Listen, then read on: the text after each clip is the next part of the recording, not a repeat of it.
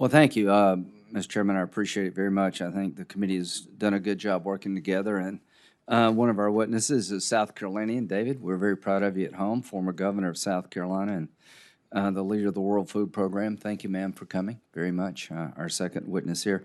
The bottom line is, if you believe in a strong national security to keep America safe, then you have to be involved in world hunger, because you'll hear from David here pretty soon, the number of people that are in a desperate strait that will lead to mass migration, that will start the cycle all over again.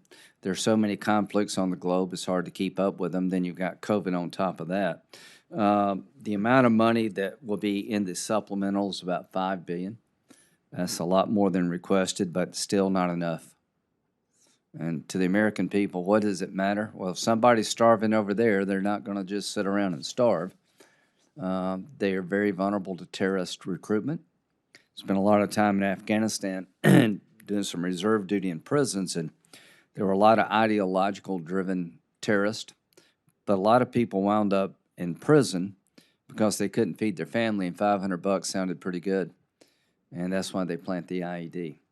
The ability of terrorists to recruit and sell their cause goes up exponentially as people looking for a way to feed their families. And the downside to famine and hunger is so enormous that the amount of money that we're spending, I think, is inadequate to the task, but we shouldn't be the only group spending the money. The GCC nations need to do more. The European Union needs to do more. But the American taxpayer, I think it is in your interest and our interest that we deal with this hunger problem, not only just from a moral point of view, but from a national security perspective. One last thought, and we'll get to the witnesses. We have a global fund that did a terrific job dealing with AIDS and malaria and disease. I'd like the committee to think about creating a global fund for food security to get a new line of revenue from the private sector. We'll put money in, but other countries have to match. Have a multinational approach to food security and get more involvement with the private sector.